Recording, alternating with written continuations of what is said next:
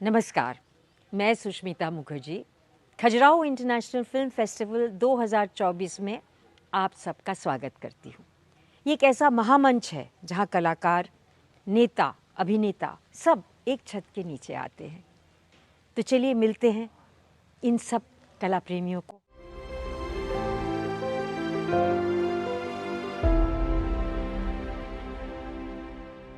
एक बात बताओ कि ऐसा लगता है जैसे हम आपका मैंने इंटरनेट पे तो सब भरा पड़ा है, जो हम लोग बचपन में थे ना। आप कौन से साल में थे एनएसडी रेpertory में? मैं था 85 से लेके 85 नहीं 88 में आया था, 89 में 6 साल रहा उसके बाद। 89 से। तो जो आप बांसुरी बजाते हैं, तबला बजाते हैं, मुझे पूरा मट्टी में बैठ वो पूरा जो हमारा जो बचपन था, जो हमारा मूल था, जो खो गया थोड़ा आते आते, I went back to it. तो पूरी खुशबू है आपके मेरी व्यक्तित्व में, अभी आपके घर में। एक कविता संग्रही है, मुझे पता है, याद से अज्ञात तक। उसमें कविता है कि पगडंडियाँ खो चुकी है अब गांव में, लोग जूते पहनने लगे हैं अब पाँव में। ऐसा अटक खुद ही अपने दरवाजे में अटक जाते हाँ, हैं, लोग भटक रहे हैं अपने ही घर के खुले दरवाजे में, बाकी अटक मटक रहे रहे हैं। हैं। हाँ, भटक रहे हैं। मैंने और जिनके पास जितना ज़्यादा है गलत फहमी, वो उतना ज़्यादा मटक रहे रहे हैं। हैं। लोग भटक रहे हैं। सो ये फिर 2nd to 8th आपकी आर्ट गैलरी। तो मैं कहाँ से शुरू करूँ? Are we rolling guys? So I don't know even where to begin with this gentleman. हमारे जूनियर है नेशनल स्कूल ऑफ ड्रामा के रेpertory में। मैं तो 83 में पास आउट हुई। हाँ हाँ तो गजब है। एक तो सबसे पहले गजब, मुझे इतनी खुशी हो रही है आपसे मिलके, प्राइमरीली बिकॉज आप इतनी रियल हैं। आप इतने एकदम सच है, मतलब जैसे होता है ना, एकदम मुझे देख के ये फीलिंग आ रही है। हाँ, चूंकि कबीर दास ने कहा ना बहुत सुंदर बात कि ज्यों की त्यों धर दीनी चदरिया। तो जैसा चादर लेके आए थे वही धर के जाना है ना यहाँ से। पूरा संसार तो मेला करता है ना, और यही परीक्षा है कि संसार में रह के ही, मतलब मुंबई में मुझे यही लगा था कि मुंबई में सबसे बड़ी उपलब्धि है अपने आप को बचा लेना। तो फिर हमको मास्टर मिल गए, ओशो मिल गए। और ओशो मेरे लिए कोई स्पिरिचुअल मास्टर नहीं है, is my master, is a scientist. जैसे बुद्ध ने कहा कि मैं वैद्य हूँ। और फिर मैंने ओशो की सारी थेरेपियाँ करी, mystic rose, no mind, who is in. फिर मुझे वहाँ पे कुछ वैसे आर्टिस्ट मिले, वैसे डायरेक्टर मिले जो अपने आप को इवॉल्व करने के लिए, ह्यूमन को इवॉल्व करने के लिए क्या क्या थेरेपी हो सकता है, वो सब मैंने किया। तभी मैं खुद ही नहीं पकड़ पाता हूँ कि मैं आर्टिस्ट हूँ, मैं पेंटर हूँ, मैं राइटर हूँ, मैं एक्टर हूँ।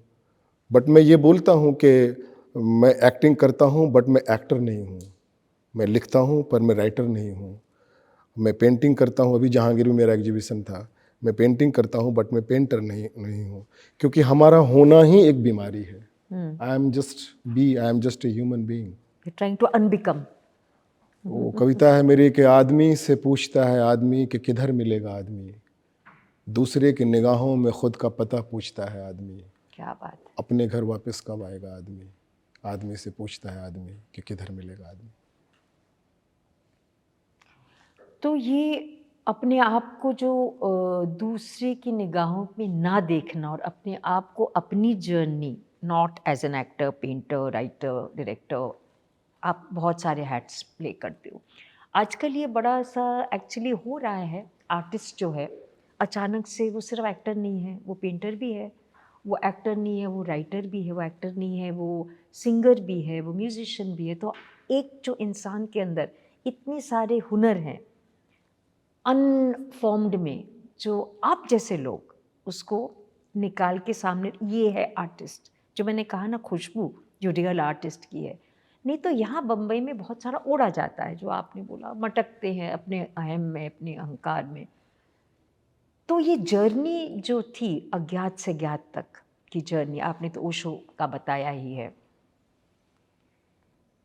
ये कितने यंग एज से आपकी ये जर्नी शुरू, मैं इसलिए और पूछ रही हूँ पंकज, क्योंकि हम जैसे लोग जो भी हम लोग भी स्कूल से निकले हैं, नेशनल स्कूल से निकले हैं, ड्रामा स्कूल से, और हम लोगों की भी एक बम्बई में एक बहुत बड़ी इस तरह की सफ़र रही है जहाँ हम लोग अपने आप को कभी खोए हुए भी पाते हैं, कभी मजबूर भी पाते हैं, कभी असहाय भी पाते हैं और कभी क्रिएटिव भी पाते हैं। तो इसकी जो आपके साथ जो आपकी पर्सनल जर्नी थी, ये कहाँ से ये क्लिक हुई? कहाँ से जो इंटरनेट में नहीं है, वो आप कुछ बताना साझा करना चाहेंगे मेरे साथ? मैं अपने गांव में अपने छत पे बड़ा हुआ हूँ हुँ, और मुझे लगता था इस बीइंग को, जिसको आप बच्चा भी बोल सकते हैं, मुझे लगता था कि मेरा गांव इस पूरी दुनिया में सबसे पीछे है। पीछे मतलब वो ये नहीं कि पीछे है, मतलब मुझे लगता है कि जैसे लाओ त्से कहता है, जैसे जापान के मास्टर जो अपने यहाँ के बुद्ध थे, तो लाओ त्से कहता है कि मैं हमेशा पीछे रहता हूँ, जहाँ लोग चप्पल उतारते हैं मैं वहीं रहता हूँ, क्योंकि जो आगे जाते हुए जो आगे की पंक्ति में लोग बैठते हैं ना, उनको मैंने पीछे भगाते आते देखा है देखा लोगों है। को, इसलिए मैं सबसे पीछे रहता हूँ। लाओ त्से ने कहा कि मुझे कभी कोई हरा नहीं सकता है, तो उनके डिसाइपल ने बोला कि हमको भी सूत्र बताइए, तो उन्होंने कहा कि मैं हारा ही हुआ हूँ तो मुझे हरा कौन सकता है। तो मुझे लगता था मेरा गांव सबसे पीछे है, और मेरा जो बचपन बीता है बहुत रिच बीता है। ये नौ बिहार के गाँव में हाँ, आप बिहार में गांव शहर है सहरसा, वहाँ से मेरा गांव, उसका नाम है मुरादपुर। तो मेरा गांव जो है वो एक्चुअल जो गांव का जो कॉन्सेप्ट होता है वो गांव, तो मैं एक एक महीना आम के बगीचे में रहता था। जब आम पकने का टाइम आता था हम बगीचा में ही सोते थे, फिर हम नाव लेके जाते थे और मतलब दिन दिन भर नाव से घूम रहे हैं और कमल का फूल तोड़ रहे हैं, ये कर रहे हैं। तो मेरा बचपन तो 1 से 7 साल तक का जो इम्प्रेशन आपके ऊपर पड़ता है ना, तो इसीलिए मुंबई मुझे करप्ट नहीं कर पाया, मैं फेक नहीं हो पाया, मैं फिल्मी नहीं हो पाया, मैं, और आज मुझे लगता है कि मैं बच गया। वो थीटा 0 to 7 जो बोलते हैं होम्योपैथी में भी, वो थीटा हाँ, डाउनलोड सबसे ज़्यादा। हाँ। तो आपके माता-पिता क्या करते थे? मेरे बाबूजी कुछ करते नहीं थे, मेरे बाबूजी सिर्फ़ ईमानदार थे, हाँ, बहुत बड़ी बहुत ही चीज़ करते सच्चे थे। थे। हाँ। और बाबूजी मेरे बांसुरी बजाते थे रात के 2 बजे, 1 बजे, पता नहीं क्यों, मैंने 2 बार पूछा भी। माँ मेरी माँ है, हुँ, हुँ, जो माँ होती हुँ, है, हुँ, हुँ। और माँ भी कलाकार रही हैं। मैंने कई बार देखा वो चादर पे वो फूल बनाना, और वो जो दुसुती से फूल बनाते थे वो सब माँ बनाती थी। भाई-बहन? भाई-बहन 2 भाई हैं, तो वो एक तो बनारस में है, एक रांची में है। एक मेरी बहन थी, जो मेरी सबसे करीबी मतलब बचपन की दोस्त रही है, वो इस दुनिया में नहीं है। तो उसके बाद मुझे, उसके जाने के बाद मुझे, मैं अभी पूना में रहता हूँ, हुँ, क्योंकि मेरा मुंबई का सज़ा मैंने काट लिया है। शहर एक सज़ा लगता है मुझे। मुझे लगता है, हो सकता है मैं गलत भी हूँ, वो सज़ा नहीं है, मतलब वो सीखने के लिए होता है ना। मैं विश्वविद्यालय समझता हूँ पूरी दुनिया को, ये दुनिया ही विश्वविद्यालय, जहाँ हर पल आपको सीखना है, समझना है, देखना है। और पता नहीं, मेरी कविता है कि यहाँ हर बात की क्यों वजह है बेवजह, माँ घर का सारा काम करती है बेवजह, बाबूजी मेरे दिए हुए पुराने शर्ट पहन के इधर उधर घूमते हैं बेवजह, छुटकी जब बीच रात को ठंड लगती है तो चादर उड़ा देती है बेवजह, फूल खिलते हैं बेवजह, बारिश होती है बेवजह, कोयल गाता है बेवजह, एक छोटा बच्चा अपनी छोटी बहन को तपाक से गले लगा लेता है बेवजह। जब यहाँ प्रेम होता है बेवजह, फिर यहाँ किस बात की वजह है बेवजह, बेवजह, बेवजह। बहुत खूब, ऐसा। बहुत खूब, बहुत खूब। तो ये आपकी स्कूलिंग कहाँ हुई? वहीं पे हुई और उसकी क्या स्कूलिंग, इन्फ्लुएंस था? मुझे पढ़ाई लिखाई में बिल्कुल मन नहीं लगता था, और आज मुझे ये लगता है कि मैंने एक भी पढ़े लिखे लोगों को मैंने आदमी नहीं देखा, वो सिर्फ पढ़े लिखे हैं, आदमी बहुत कम है। हुँ, हुँ, तो पूरा एजुकेशन सिस्टम तो मैं बच गया, मैं बहुत मुश्किल से किसी तरह से कर कुरा के मैट्रिक फर्स्ट डिवीज़न, चूँकि वो भी मतलब इंटेलिजेंट बच्चा ही कर सकता है। लेकिन आज मुझे लोग स्पीकर बोलते हैं, मुझे टेडेक्स में बुलाते हैं, मुझे लेक्सिकॉन में बुलाते हैं, लोग स्पीकर बोलते हैं, मैं घंटों बोलता हूँ, लोग सुनते हैं। और तो मैं कबीर से अपने आप को, जैसे मेरी कविता संग्रह जो आई है, तो उस पे जो लोग साहित्यकार लोग लिखे हैं तो मुझे कबीर से कंपेयर करते हैं क्या बात है। कि पहले ख्वाब देखा करता था, अब ख्वाबों को देखता हूँ, लाइक दैट, वैसा। तो यहाँ पे आप ने जैसे आपने बताया आपने कैसे करके मैट्रिक पास किया, जी, और तभी भी आपकी पूरी जुड़ाव रूट्स आपके गांव के ही थे। गांव आपने के। गांव से ही पास आउट किया। गांव गांव का रूट नहीं होता है, आपका होना गांव गांव है। है। गांव है मतलब आप हो, आप आप इंडिविजुअल हो, आपकी जो सोच है, आपका जो नज़र है, आपका जो सेंस है, वो आप अपने सेंस में हो, उसी को गांव का होना बोलते हैं। जी। गांव का होना मतलब वो झोपड़ी में और वो कच्ची रोड में और धान के खेत में गांव नहीं है। गांव में भी ऐसे बहुत लोग हैं। गांव मतलब आप अपने से कनेक्टेड हो, और ये आज की दुनिया में सबसे बड़ा स्ट्रगल है कि आप अपने जैसे हो। क्योंकि आपके सामने दिन भर इतने सारे लोग आते हैं, उन सबके तरह से आपको रहना पड़ता है। तो आप सोचो आपकी क्या स्थिति होगी जब आप रात को सोने के लिए जाओगे। तो मैं अपने जैसा हूँ, तो मैं इंडिविजुअल हूँ, मैं यूनिक ऑथेंटिक है। हूँ, मैं नहीं, मेरा इसीलिए। पूछने का मतलब पंकज ये था कि मैं प्रैक्टिक वो पूछ रही हूँ कि जो इंटरनेट में ना हो, ताकि आई दी ऑडियंस, ये एक्चुअली नॉलेज बैंक है। तो बुंदेलखंड के जो बच्चे हैं यहाँ के, वो चाहे आपसे कभी मिल नहीं पाए, और वैसे पहले यहाँ बहुत लोग होते थे, अब कहते हैं कि हम लोग यूट्यूब में देखेंगे, तो मैं उनसे ही ये आप ये वाले पंकज जो शायद वो नहीं जानते हैं, तो वो मैं जानना चाह रही थी कि आपने जब प्रैक्टिकली आपने में जो आप मतलब टाइम जो अब हम बता रहे हैं टाइम फ्रेम में, आपने अपना मैट्रिक किया वहीं से गांव से, फिर मैं पटना आर्ट उसमें कॉलेज आ हाँ गया। वही मैं पूछ रही हूँ, एक जी, फिजिकल जो आपका है। तो मैं बचपन से पेंटिंग वेंटिंग बनाता हाँ था। हाँ। तो पेंटिंग में इसलिए बनाता था कि मैं शुरू से रेबेलियस चाइल्ड रहा हूँ। हम्म। जैसे लोग बोलते थे हमको बचपन में कि अगर बच्चा बदमाशी करेगा तो उसको तो मतलब पीटना चाहिए, उस पर डांटना चाहिए। तो मैं बोलता बिल्कुल सही कह रहे हैं आप, लेकिन अगर बड़े बदमाशी करें तो क्या करना चाहिए। I am talking like that. मैं वैसा बच्चा रहा हूँ, वेरी रिबेलियस काइंड ऑफ। तो मैं बहुत मिसफिट रहा हूँ अपने सोसाइटी में। तो मुझे वहाँ पे सरवाइव करना था, क्योंकि मुझे पढ़ाई में मन नहीं लगता था। और नॉर्मली जो हमारे पेरेंट्स होते हैं, जो हमारा पूरा सिस्टम है, जो हमारी कंडीशनिंग है बच्चों को देखने का, वो एक ही देखते हैं कि बच्चा पढ़ने लिखने में तेज होना चाहिए, मार्क्स आना चाहिए। तो वो उनको बचपन से ही वो माँ बाप और पूरा सोसाइटी उसको वहीं से करप्ट कर देता है, और हर बच्चा अपना एक्चुअल टैलेंट लेके आता है। तो मैं स्केच वगैरह करता था, तो मेरे सब देखते थे तो बोलते थे अरे तो पंकज तो कलाकार है, तो क्या बनाया है, ऐसे करके। फिर धीरे धीरे ना फाइल हो गया। वही फाइल लेके मेरे बाबूजी पटना आर्ट कॉलेज के प्रिंसिपल के पास गए कि ये मेरा बेटा है। तो प्रिंसिपल ने बोला कि इसको तो आर्ट कॉलेज की ज़रूरत ही नहीं है। अच्छा। वो मैं पेंटिंग इसलिए बनाता था ताकि मुझे स्पेस मिला, ताकि मैं रह पाऊँ। I am very misfit. मैं मुंबई में कैसे हूँ, आप मेरा इंटरव्यू देखो ना, मैं कैसे बात, मुझे जो लगता है मैं बात करता हूँ।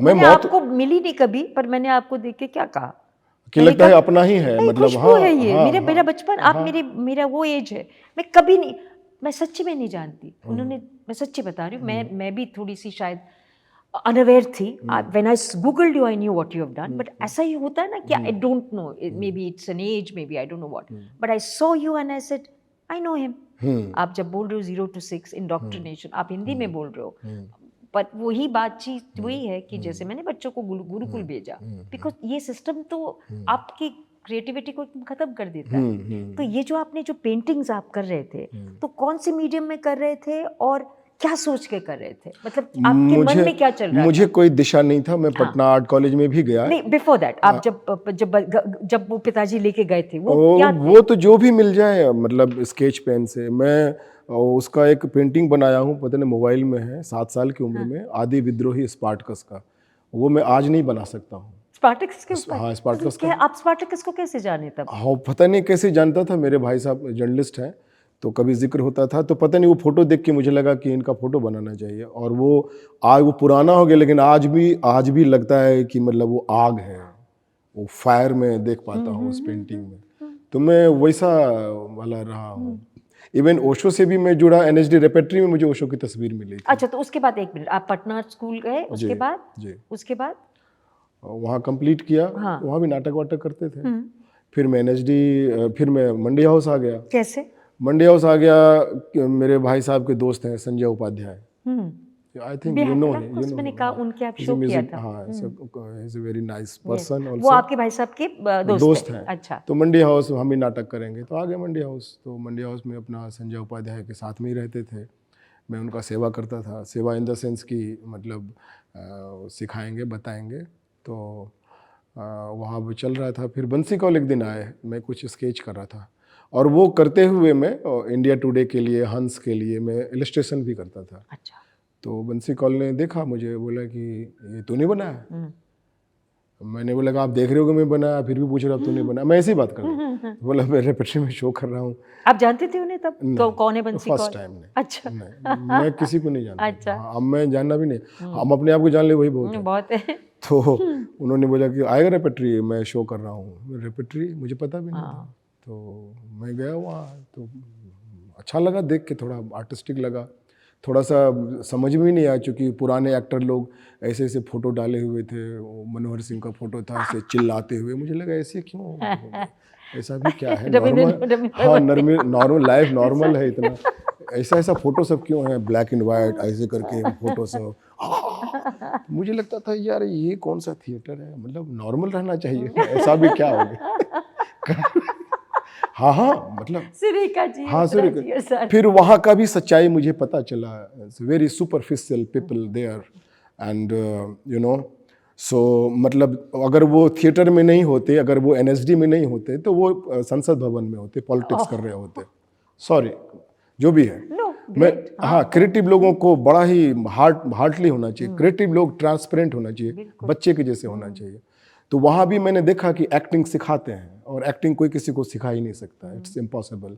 इसलिए मैं इंटरव्यू में बोला कि सारे टेक इट सीरियसली, मैंने पढ़ा आपका। हाँ, क्या कुछ लाइन लिखा आपने इंग्लिश में, कुछ बोला, don't take acting very seriously. हाँ, लोग कितना सीरियस हो जाते हैं एक्टिंग करके। एक्टर को देखो ना, फिर उनको थेरेपी की जरूरत पड़ती है, फिर उनको समझ नहीं आता क्या करें।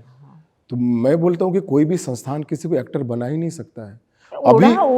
अभी मैं राजपाल के साथ फिल्म कर रहा था, अभी कुछ दिन पहले, एक सप्ताह पहले, मैं उसको, राजपाल को आँख के देख के बोला, हमने एक बात बता भाई, एक्टिंग कोई टैलेंट है क्या? सच्ची बता ना गुरु। हम बोले बाप बाप का एक्टिंग करता है, बेटी बेटी होने का एक्टिंग करती है, पुलिस वाला होने का एक्टिंग करता है, पूरी दुनिया एक्टिंग कर रही है, कौन एक्टिंग नहीं कर रहा है? ये एक्टिंग फिल्म में काम करके लोग इतने टेढ़े मेढ़े क्यों हो जाते हैं भाई? क्योंकि एक्चुअली वो तो आप बेटी तो बेटी का ही रोल करिए ना, अपने को बेटी का भी और टीचर का भी और माँ का भी अलग अलग करना, इसलिए आड़े टेढ़े हो जाते हैं। हाँ, वो तुम देखो ना कितना मतलब लोग एक्टिंग कर रहे हैं पूरी दुनिया में। हम एक बेटा, एक लड़का अपने दोस्तों के साथ में अपना सिगरेट पी के आता है तो कुल्ला करता है, और रजनीगंधा पता नहीं क्या सब, वो इलायची खा के जब वो घर घुसता है तो शॉट ही दे रहा है वो। अपने मन में एक्शन चल रहा है। हाँ, एक्शन चल रहा है, फिर वहाँ सारे कैरेक्टर बैठे हैं, पूरी दुनिया में एक्टिंग चल रही है। और कोई भी, चाहे एनएसडी भी क्यों ना, वहाँ भी एक्टिंग सिखा रहे हैं। एक्टिंग के बारे में एनएसडी पास आउट लोग आपको 9 दिन तक बोलते रह जाएंगे, लेकिन आप 2 लाइन दो तो उनको लगता है कि पता नहीं क्या है ये। तो वैसे सब मुझे तो जब आप वहाँ गए उसके बाद क्या हुआ? हाँ, तो फिर मैं एनएसडी में था, तो वहाँ पैसे मिलते थे, तो रेपेट्री में आप ज्वाइन हो गए? हाँ, मैं रेपेट्री में था ना। हाँ, तो पैसे वैसे मिलते तो अच्छा लगता था, फिर घर वर पैसा भेजते थे, क्योंकि हम वैसे बाले बच्चे हैं ना कि हमको लगता है घर वर पैसा भेजेंगे तो हमको महान होने का एहसास होता है कि हम अपने घर के लोगों से पैसे से खुश कर देंगे, जबकि जिसको खुश नहीं होना है आप उनको पैसे को बोरी में डाल दो तो भी खुश नहीं होंगे। जिनको नहीं खुश होना है, नहीं खुश होना है। फिर धीरे धीरे फिर मेरे सारे फ्रेंड सर्किल थे, फिर मीरा आई दिल्ली। हाँ, तो 250 लोगों के बीच में 2000 की बात है शायद। हाँ, विजय राज वगैरह वो, हाँ विजय था ना साथ में। हाँ, विजय था। तो यशपाल था, विजय था, ज्ञान, मुकेश तिवारी, हम लोग साथ में। तो सब बोला मीरा आई है, मीरा। मैं नहीं जानता था मीरा मतलब मीरा आई है, मीरा मतलब मेरे वो ले था, मेरे को तो गिरधर गोपाल मतलब मीरा आई है। तुझे न कोई, तुझे न कोई, मीरा कौन है? तो बोले ऑडिशन हो रहा है। हम बोले ठीक है, देंगे ऑडिशन। तो कहे, तो मीरा बोली फोटो लेके आओ पंकज कल। तो मैंने बोला मैं आपके सामने खड़ा हूँ तो फोटो की क्या जरूरत है? हद है यार, जो बंदा खड़ा है उसका फोटो मांग रहा है। मैं बोला ये नहीं समझ आया मुझे। तो बोले नहीं, तो कल आओ। मेरा शौक ही तो करना। I am shocking, I am shocking being, मुझे शौक ही देना है।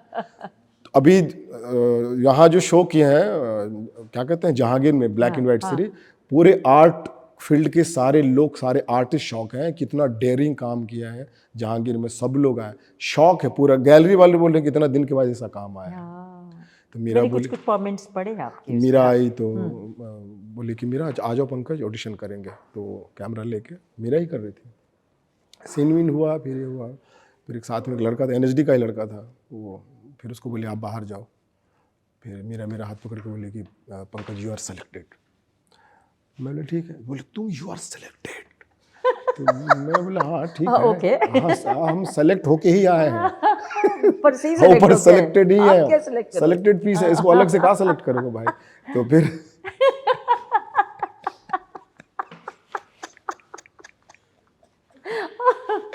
तू कौन है? तो फिर वो तुरंत वो सब फॉरेनर सब थी, वो सब ले गई, वो नाप वाप ले लो के। फिर नसीर भाई के घर पे हमारा एक सप्ताह मुंबई में वर्कशॉप हुआ। और नसीर भाई मुझे बहुत पसंद थे, नॉट ए एक्टर और इंटेलेक्चुअल थिंग ये है, लेकिन उनका बीइंग बहुत ऑथेंटिक लगता था मुझे स्क्रीन पे। मतलब आपको लगता है नसीर इंटेलेक्चुअल नहीं है?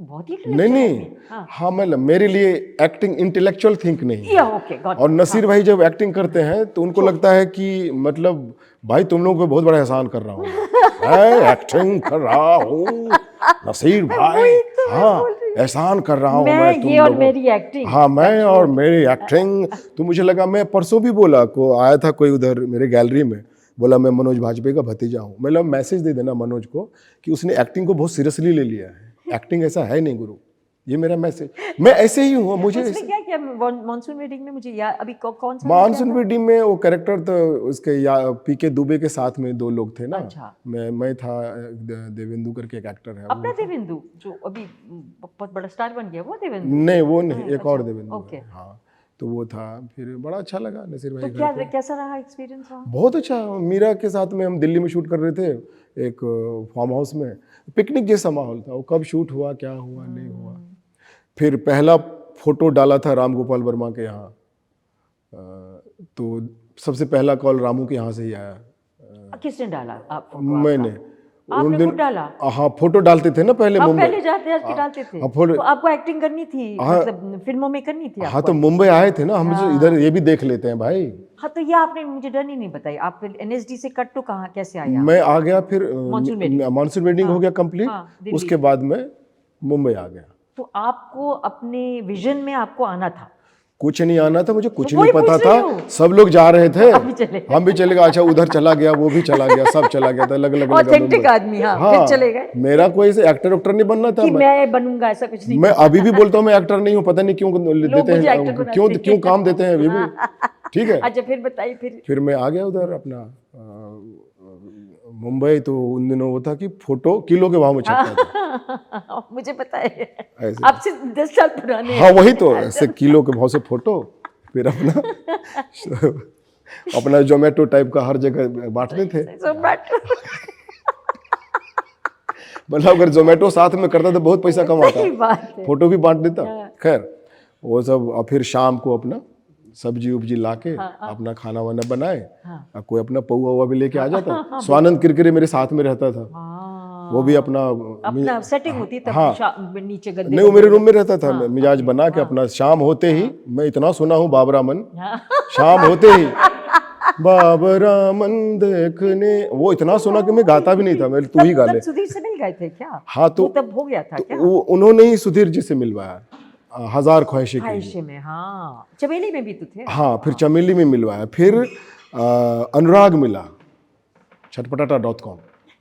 वो तो सब आप लोग सब वही थे ना। हाँ अनुराग मिला ऐसे करके, झाजी मैं आपको फोटो लिए घूम रहा हूँ। देन गुलाल, ये वो दिस दैट, फिर मातृभूमि। पर आप रहे जमीन के जमीन। हाँ मैं ऐसे ही रहा। और मुझे लगा कि मैं ऐसा ही हूँ, मुझे ऐसे ही, क्योंकि मुझे जवाब देना होता है ना खुद को। रात को कहाँ रहे आप बम्बई में? मैं सब आते थे वहाँ, अप्रवासी पंछी वहीं आते थे, वनराई में। हाँ या तो PMGP। हाँ जो PMGP मैं वहीं पे था। मुझे कभी भी शहर के बीच में रहना अच्छा नहीं लगा। ऑफ कोर्स मुझे साइड साइड ही रहा बिल्कुल, मैं। बिल्कुल, हाँ, बिल्कुल। तो वहाँ नेचर था, प्रकृति था वैसा।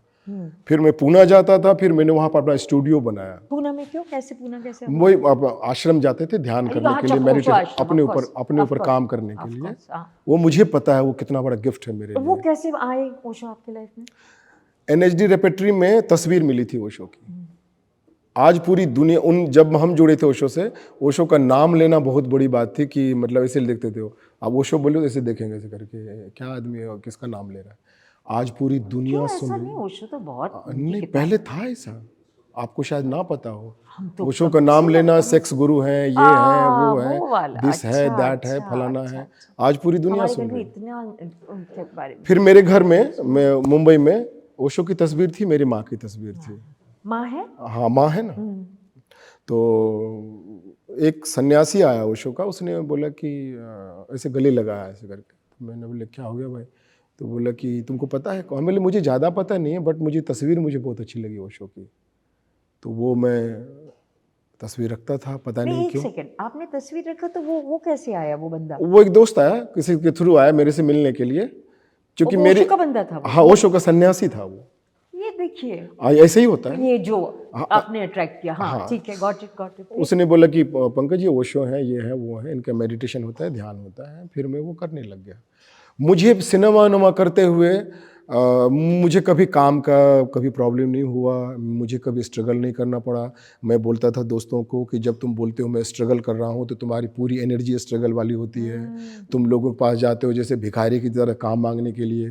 काम करने वाले एक्टर सब भी उनके डीप डाउन वो भिखारी ही रहते हैं। उनको कितना काम चाहिए। बच्चन साहब को अभी तक मन नहीं भरा है, पेट नहीं भरा है। अभी उनको किसी अपना बंदा है ये। हाँ, लव यू पंकज। हाँ, उनको किसी आइलैंड पे जाके बाकी समय गुजारना चाहिए। आपकी शादी हुई है? नहीं, मैंने छोटी छोटी शादियां करी है। हाँ, पर वो मेन शादी बच्चे नहीं वाली नहीं नहीं थी। नहीं तो आपको वो वाली चीजें भी नहीं है ना, बच्चा का नहीं ट्यूशन, नहीं, बच्चे का मुझे मैंने पिकनिक, वो सब कुछ मैंने सब किसी फ्री है ना? शादीशुदा को खुश नहीं देखा, और मुझे खुश रहना था जिंदगी ठीक है, में। वो भी एक चॉइस है। हाँ, ठीक है। तो मैंने नहीं करी शादी। और मुझसे कम से कम हजारों लोग मिले जो बोले पंकज भाई आप अगर पहले मिलते तो मैं शादी नहीं करता। मेरी कविता का लाइन है कि कब्रिस्तान में खरीद रहे हैं जमीन। अरे बाप रे। आमीन आमीन आमीन आमीन। कब्रिस्तान में खरीद रहे हैं जमीन। थैंक यू बेटा। ऐसा है सुस्मिता जी। और मुझे आपसे मिलके इतना अच्छा लगा कि आज भी अगर प्रकृति, अगर पूरी पृथ्वी अगर बैलेंस है, बिकॉज ऑफ वुमेन। आज भी वुमेन के पास कान है, हार्ट है। क्योंकि कान यहाँ से नहीं सुनता, आप यहाँ से सुनते हैं। ये चक्कर कान है। का सेंटर ये होता है, ये ऐसे चक्कर है करके। हमारा। तो मुझे वुमेन्स के साथ में बात करने में, मैंने आपको देखा, शायद मैंने किसी को ऐसा रिएक्ट किया आज तक? Have I ever reacted like I said I know this soul, I know this soul. वो कविता है मुझे मेरी ऐसा लगा मैं जानती हूँ। कविता है मेरी कि आते तो देखा था, शायद आर पार हो गया। तो हम आर पार वाले हैं, और हर आदमी आर पार ही होना चाहता है। आदमी इतना फ्रीज्ड है, आदमी को इतना सताया गया है कि हर आदमी ना अपने आप को होल्ड करके रखा हुआ है। वो मेरी कविता है कि हर एक आदमी अपने आप को खुद को ताने घूम रहा है। ताने घूम रहा है इस डर से कि कहीं टूट न जाऊं। देख रहे हैं? बिल्कुल ताने घूम रहा है इस डर से कि टूट न जाऊं। जाओ। अरे कुछ नहीं होता है एक्टर, कुछ नहीं होता है पेंटर, कुछ नहीं होता है राइटर, एक का दुकान खोल के बैठे हुए हैं सब यार। अब वीरू भाई को तो जानते हैं? हमें मिला हूँ, जानता हूँ, ज्यादा नहीं जानता। अच्छा, वही भी वीरू भाई हमारे टाइम के है। वही वाले हैं, painter, writer, very good painter, singer, musician, actor. ये हम लोग सब वो जो हमारी जो वो धरती थी ना, खुशबू थी ना, वो खुशबू कहीं बॉम्बे में आके ना, मेरे लिए तो कम से कम वो बहुत, इसलिए मुझे एक सांस मिल गई आपसे। मुझे फिर क्या हुआ, एक फकीर ने बोला था, किसी ने फकीर से बोला मुझे जीवन का सूत्र बताओ।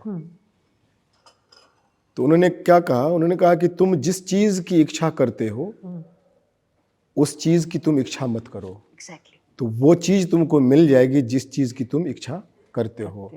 फिर मैंने सोचा, मेरी जब सिस्टर गई, मैंने ये अपने अंदर भाव किया कि मुझे अब कुछ भी मांगना ही नहीं है इस दुनिया में, छोड़ के सब पता कहाँ से पंचायत आ गया, उसका विधायक आ गया और ऐसा हो गया, वो ऐसा क्योंकि आपने हंगामा। चाहा नहीं। मैंने चाहा नहीं। ऐसे मैं सेट पे भी ऐसे रहता हूँ, पंचायत के एक्टर मुझे रात में नॉक करके बोलते हैं कि सर आप ऐसे कैसे करते हो, मतलब इतना इतना सटीक इम्प्रोवाइज, इतना फेयरलेस कैसे हो। मैं बोला ना मैं डराता हूँ मैं और ना मैं डरता डरता हूँ। हूँ। और मैं बोला आप ऐसे एक्टिंग कैसे करते हो। हम लोग देखते रहते हैं कि इतना सटीक इम्प्रोवाइज, उसमें रघु भाई बोलते हैं कि अरे आना है आइए, पैसा देना है दीजिए, लेकिन गाली नहीं सुनेंगे। तो नेचुरली निकला था, तो गाली नहीं सुनेंगे तो क्या गजल सुनेंगे। तो ये कोई इम्प्रोवाइज लिख करना। नहीं सकता है।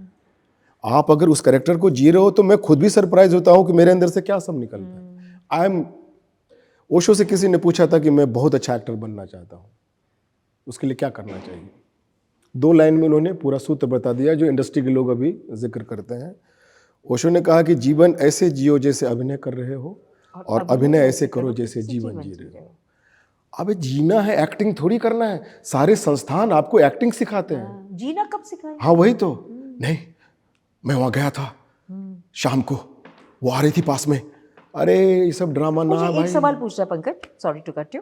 ये जो आजकल इरफानिज्म बोलते हैं, जो इरफान की जो है, जो पहले जो हम लोग की एक्टिंग ऐसी थी, हमारी तरफ देखिए, हाँ सरप्राइज। हाँ, आपने एक्टिंग नहीं किया कभी, अभी सॉरी सरप्राइज मैं ऐसा है। आपने कभी एक्टिंग, आपका बीइंग सुंदर था, आपका ऑथेंटिसिटी थी, आप जो बोलते थे वो सुंदर ही लगेगा, उसको लोग बोलेंगे एक्टिंग कर रहा है। क्योंकि आपकी बीइंग बहुत ऑथेंटिक है, बहुत सच्चा है। आपने दुनिया देखा है, आप नहीं हो पाए, आपने आपको बचा लिया अपने आप को। मैंने आपको देखा है ना स्क्रीन पे, आपको देखना अच्छा लगता है। इरफान एक्टिंग नहीं करता है, इरफान की बीइंग स्क्रीन पे अच्छी लगती है। ये मैं पूछना चाह रही हूँ। हाँ, तो इसीलिए मतलब जो लोग कहते हैं, जो मैंने अभी बताया आपको, एक्टिंग हमारे टाइम पे मैम थोड़ा और करिए, थोड़ा और करिए, और अभी सरप्राइज ये है, पहले ये था, अभी हाँ ये अब है। ये है। तो ये इसके बारे में कुछ आपको कोई राय है? नहीं, उसमें ये राय है कि अब उसने क्या किया, लोगों ने और एक्टरों ने ओढ़ लिया धीरे बोलने को ऐसे करके, लेकिन वो ओढ़ा हुआ है, ओढ़ा हुआ है। नहीं मैं तो जाऊंगा, ऐसा होता है तो एक काम कर, तो शाम को चला जा, ये उसने ओढ़ लिया है। The all actor is the mimicry actor. वो किसी न किसी का कॉपी कर रहे हैं। इरफान के पीछे उसकी पूरी जर्नी है, उसकी पूरी लाइफ की जर्नी है। तो जब आप लाइफ की जर्नी जीते हो ना, कि आपको पता होता है क्या है, फिर भी आपको इस संसार में आपको लोग ग्रांटेड लेते हैं, आपको जाना होता है, ये करता है, धीरे धीरे धीरे धीरे आपको पूरे व्यक्तित्व में एक धार होता है। वो कहता है कि मैं कुछ भी हो जाऊंगा, लेकिन मैं किसी डायरेक्टर का शाम के जाके उसका पौवा नहीं, दारू नहीं बनाऊंगा मैं, या मुझे जो लगेगा मैं वही करूंगा। तो आपके व्यक्तित्व में खुशबू होती है, वो इरफान में दिखता था। और इरफान ने वो जो टांग दिया ना मटकुरा, उसको कोई नहीं छू सकता है अभी। जैसे हांडी फोड़ते हैं ना वो कृष्णाष्टमी में, वो उसको कोई नहीं फोड़ सकता है एक्टिंग का, क्योंकि वो एक्टिंग करता ही नहीं था। वो जो होना होता है ना सीन में, आप वो सीन में नहीं हो, आप अपने में हो, आपको भी नहीं पता क्या निकलेगा। पर प्रॉब्लम ये हो रहा है ना पंकज, कि सारे जो बच्चे हैं, अब वो उस चीज को कॉपी, वो भी एक मिमिक्री हो रही है। मैं मिमिक्री बता रहा हूँ ना, मिमिक्री एक्टर है ना भाई। इंस्टेड ऑफ मतलब वो जो जीना सीखो, जैसे ओशो ने कहा, वो जो जीना की जो फिलॉसफी है, जो एक्टिंग है, जो ड्रामा स्कूल वगैरह में नहीं पढ़ाया जा रहा, हम लोगों को नहीं पढ़ाया गया।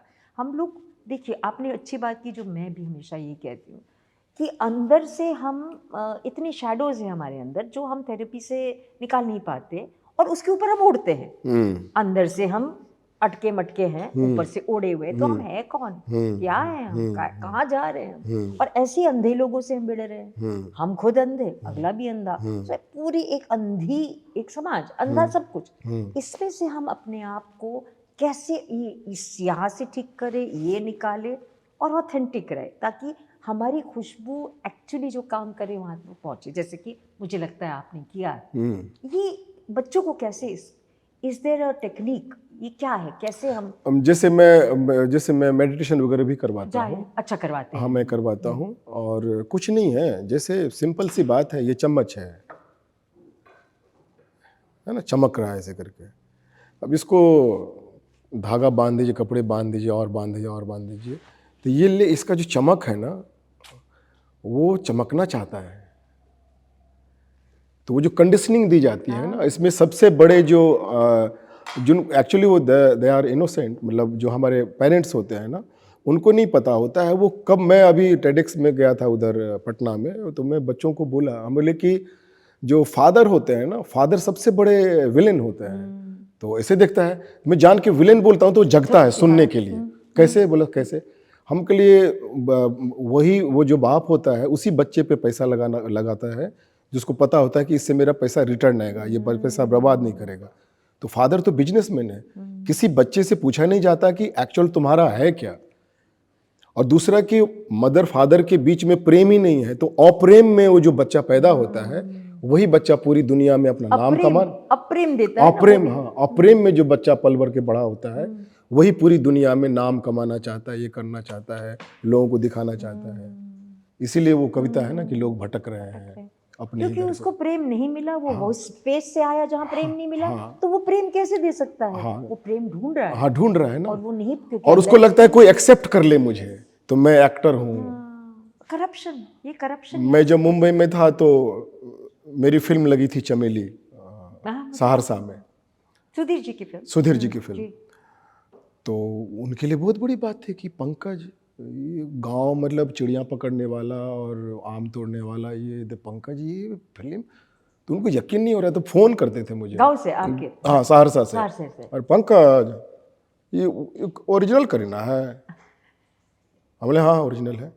तो नहीं मतलब सामने में थी? हम बोले हाँ हाँ सामने में थी। अच्छा अच्छा, तो बातचीत हुई तुम्हारी? Like that. उनको लगता कि है कौन। तो कविता लिखा था मैंने कि किसी और का नंबर किसी और को मिला रहे हैं मेरे शहर के लोग।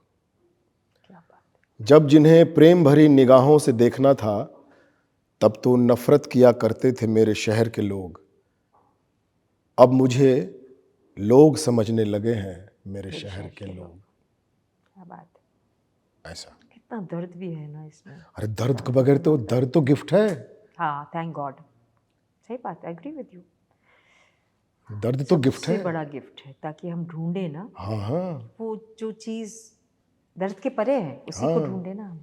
और एक बार मुंबई में बारिश हो रही थी, तो बारिश खत्म होने के बाद नहीं वो टीना के पतरा पे पानी गिरता है लास्ट में से, देखा मैंने इंस्टा में। तो एक कविता लिखी थी कि बारिश की मोटी मोटी और बड़ी बड़ी बूंदें मेरे भी खपड़ेल वाले घर से बलुआही ज़मीन पे टपकता था, जिसके टपकने से ज़मीन में छेद हो जाते थे और उस छेद में दिखता था माँ की टूटी हुई चूड़ी आलपिन और मेरा खोया हुआ पंझाली कंचा। मेरा खोया हुआ पंझाली कंचा। वाह, वेरी ब्यूटीफुल। पिटते थे आप बचपन में? हाँ, और पीटता भी था। पीटते थे। हाँ, बाबूजी मारते थे। बाबूजी पूरा अपना वो फिल्म में बाबूजी दिलीप कुमार को बहुत लाइक करते थे। रात को बांसुरी और दिन में दिलीप कुमार। दिल में दिल। और बाबूजी को अगर दिलीप कुमार का कोई अगर बोल दे कि दिलीप कुमार है तो कुछ भी सुनते नहीं थे। अरे फाल, तुम लोगों को पता है दिलीप कुमार के बारे में, दिलीप कुमार है, देखो दिलीप कुमार को। तो वो अपने स्टाइल में, मैं आता था बदमाशी करके, हाफ पैंट पहनता था काला वाला, बाल मेरा ऐसा था बिल्लू टाइप, ऐसे करता था वो पूरा। मैं कहता था ये आदमी को मारना है तो मार लो यार, इतना तू फुटेज क्यों खा रहा है? स्टाइल में हाँ, स्टाइल में मारे, पलंग पे ऐसे बैठे हुए हैं, इधर आओ इधर। मैं भी एक्टिंग चल रहा है पूरा, एकदम सीधा बच्चा ऐसे करके जा रहा हूँ, और पास। मैंने कहा ये बंदा तो उठेगा लेकिन अभी क्यों नहीं उठ रहा है? खैर कोई बात नहीं, और भी नजदीक और पास। उनको ना मतलब वो लग्जरी वाला मार चाहिए, मतलब वो हाँ ज्यादा नहीं, उनको उनके पास में हाँ पास में आके फिर वो बाल पकड़ते थे। पता नहीं, बाल पकड़ के फिर वो अपना फिर। और आपकी एक्टिंग कैसी चल रही थी? नहीं, वहां से मार खाओ, क्योंकि रसिस्ट करोगे तो ज्यादा चोट लगेगी, तो छोड़ ही दिया। डिशा माँ niruparay.com, महादित पंकज .com भी है। फिर माँ छोड़ दीजिए पंकज को। ठीक है, मतलब मिला तो अच्छा भी लगता था, एक समय के बाद अच्छा लगता था। तो मसाज टाइम, हाँ आज नहीं। फिर मैं बाहर जाता था, फिर बाहर अपना ग्रुप था हमारा 3-4 लोगों का, किसी बात पे अच्छा किसको छेड़खानी किया, मोहल्ले में किसी ने छेड़खानी किया किसी को, टाड़ा डाड़ा, मैं 4-5 लड़के के साथ चल रहा है वैसा।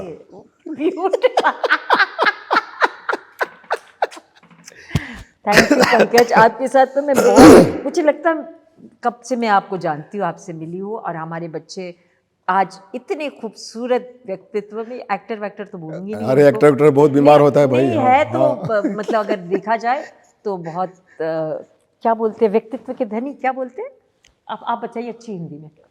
बहुत सारे हैं, बहुमुखी प्रतिभा, नहीं, बट ये एक सोल है इनका, तो कुछ कहना ही नहीं है। Nothingness is your original face. बस जब आप कुछ नहीं होते हैं, मेरी कविता है कि हम कुछ नहीं ढूंढ रहे थे, हमें कुछ नहीं मिला।